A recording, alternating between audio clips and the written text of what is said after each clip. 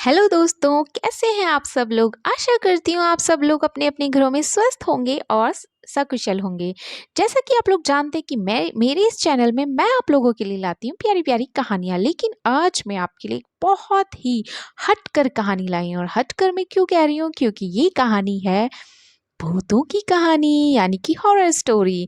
जी हाँ दोस्तों, आज मैंने सोचा कि मैं आपको अपने पिटारे में से एक हॉरर स्टोरी सुनाना चाहती हूँ। तो चलिए दोस्तों, आपका समय ज़्यादा नहीं लेते हैं और शुरू करते हैं आज की कहानी। राहुल का घर पुराने कब्रिस्तान के पीछे था और उसके घर की छत से वह कब्रिस्तान अच्छे से दिखता था। वह रोज उस कब्रिस्तान को पार करके ही अपने काम पर जाता था। राहुल के दो बच्चे थे और दोनों बच्चे बड़े ही शैतान थे। बड़े बेटे का नाम रॉनी था और छोटे बेटे का नाम विक्रम था। एक बार गर्मी की छुट्टियों में रॉनी और विक्रम की बहन सोनिया भी आई हुई थी। तीनों मिलकर रात के लगभग 12 बजे एक रूम में ट्रुथ और डेयर खेल रहे थे। रॉनी सोनिया से पूछता है कि तुम ट्रुथ लोगी या डेयर। सोनिया डेयर लेती है और पूछती है कि तुम लोग कुछ खतरनाक करने के लिए तो नहीं कहोगे ना। रॉनी ने रॉनी, ये हुई ना बात, तो आ जाओ अब छत पर से घूम करके आओ और छत पर रखे गमले में से फूल तोड़कर लाना होगा, तभी हमें पता चलेगा कि तुम छत पर से आई हो। सोनिया, छत पर से तो कब्रिस्तान दिखता है, नहीं नहीं मैं नहीं जाऊंगी। रॉनी और विक्रम दोनों सोनिया को छत पर जाने के लिए जबरदस्ती बोलते हैं। सोनिया छत पर जाती है और जैसे ही गमले में लगे फूल की तरफ बढ़ती है तभी उसकी नजर कब्रिस्तान की ओर पड़ती है। कब्रिस्तान में एक बड़ा सा सूखा पेड़ होता है। वह देखती है कि उस पेड़ पर एक सर कटी हुई उल्टी लाश लटक रही होती है। सोनिया उसे देखती और जोर से चिल्लाती हुई बेहोश हो जाती है। और फिर जब सोनिया बहुत देर तक छत से नहीं लौटती तो रॉनी और विक्रम दोनों डर जाते हैं और वह छत पर जाकर के देखते हैं तो पाते हैं कि सोनिया बेहोश पड़ी है। वो तुरंत राहुल को बुलाते हैं और सारी बात बताते हैं। राहुल, तुम तीनों को ऐसा खेल खेलने की जरूरत क्या थी। और रॉनी, तुम तो जानते हो उस कब्रिस्तान के बारे में कैसी कैसी खबरें आती हैं, फिर भी तुम्हें सोनिया को रात पे छत पे जाने के लिए क्यों भेजा। रॉनी, सॉरी डैड, मुझसे गलती हो गई, हम आगे से ऐसा नहीं करेंगे।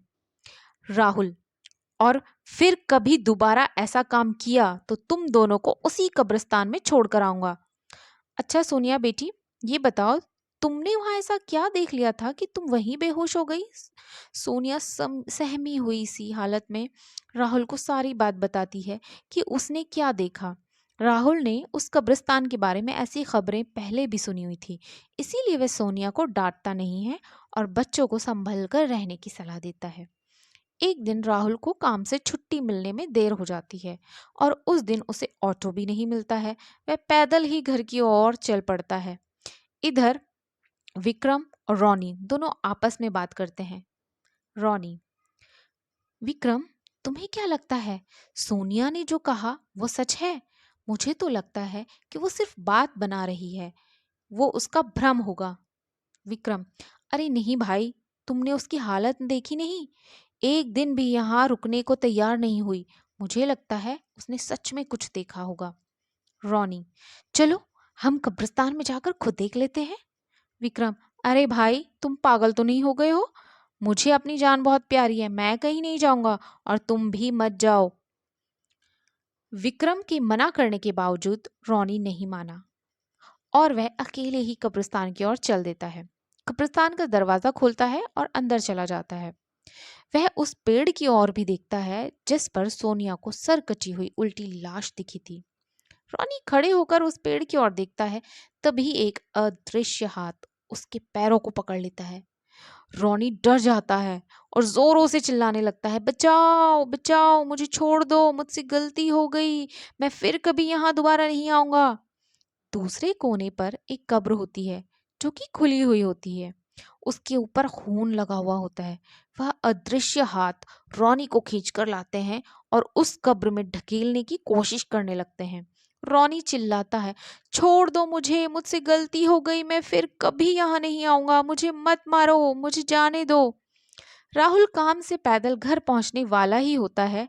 जैसे ही वह कब्रिस्तान से गुजरता है, उसे रोनी की आवाज सुनाई देती है। राहुल, ये क्या? ये तो रोनी की आवाज लगती है। ये कब्रिस्तान से आ रही है। मुझे जाके देखना चाहिए। राहुल कब्रिस्तान में चारों ओर दिखता है, लेकिन रोनी कहीं नहीं दिखाई देता। वह घर लौटकर आ जाता है और विक्रम से पूछता है कि रोनी कहाँ है। विक्रम, पापा, मेरे बार बार मना करने के बावजूद भी रोनी कब्रिस्तान चला गया। वो जानना चाहता था कि सोनिया जो कह रही है वह सच है या नहीं। राहुल, हमारे पास समय बिल्कुल भी नहीं है। जाओ, घर के मंदिर में शंख और जल रखा है, वो जल्दी लेकर आओ। हमें रोनी को खोजने के लिए कब्रिस्तान जाना पड़ेगा। विक्रम वो जल लेकर आता है। राहुल और विक्रम कब्रिस्तान में जाते हैं। राहुल जल छिड़कता है, फिर उसे किसी के घसीटने के निशान दिखाई देते हैं। वह समझ जाता है और फिर उस निशान का पीछा करते हुए उस कब्र तक पहुंच जाता है। राहुल कब्र के आसपास वो जल छिड़कता है। कब्र से अजीब सी आवाज आने लगती है। विक्रम बहुत डर जाता है। राहुल, मुझे लगता है कि श्रापित प्रेत आत्माओं ने रोनी को इस कब्र के अंदर कैद कर लिया है। हमें जल्द ही इसे निकालना होगा। तुम ये पवित्र जल आसपास छिड़कते रहो। इससे हमें वो प्रेत आत्माएं कोई नुकसान नहीं पहुंचाएगी। मैं कब्र खोलने की कोशिश करता हूँ। राहुल उस कब्र को खोलने की बहुत कोशिश करता है। अंत में वह कब्र खुल ही जाती है। उसके अंदर रोनी लथपथ बेहोश पड़ा होता है। राहुल रोनी को लेकर हॉस्पिटल जाता है। उसकी हालत बहुत गंभीर होती है। उस दिन के बाद राहुल उस घर को छोड़कर शहर से एक दूसरी जगह, दूसरे घर में अपने पूरे परिवार के साथ रहने चला जाता है। तो दोस्तों, आपको आज की मेरी ये भूत वाली कहानी कैसी लगी, मतलब डरावनी कहानी कैसी लगी? क्या आपको मज़ा आया? और अगर आपको मज़ा आया और अगर आपको मेरी स्टोरी अच्छी लगी तो प्लीज़ मेरी स्टोरी को एक लाइक कर दीजिएगा, कमेंट कर दीजिएगा और अपने दोस्तों के साथ शेयर कर दीजिएगा। प्लीज़ प्लीज़ प्लीज़ मेरे चैनल को सब्सक्राइब कर दीजिएगा। देखिए दोस्तों, मैं आपके लिए ना अलग अलग तरह की कहानियाँ लेके आ रही हूँ। तो मैंने सोचा है कि मैं अगर अलग-अलग तरीके की कहानियाँ लेके आ रही हूँ और आपको जो कहानी सबसे ज़्यादा पसंद आएगी, मैं उसी टॉपिक से रिलेटेड कहानियाँ आगे भी बनाती रहूँगी।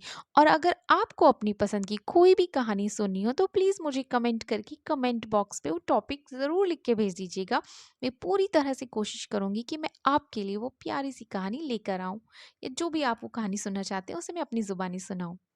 तो दोस्तों, आज की थी मेरी ये कहानी, डरावनी कहानी। आपको कैसी लगी और आपको मेरी पहले की कहानियाँ कैसी लगती थी और अब की कहानियाँ कैसी लग रही हैं, प्लीज़ मुझे कमेंट करके ज़रूर बताइएगा। और चलती हूँ इसी आशा के साथ कि आप फिर से मुझे कमेंट करके बताएंगे कि आपको मेरी कहानियाँ कैसी लग रही हैं। और प्लीज़ प्लीज़ प्लीज़ मेरे चैनल को सब्सक्राइब कर लीजिएगा। Thank you. Bye bye.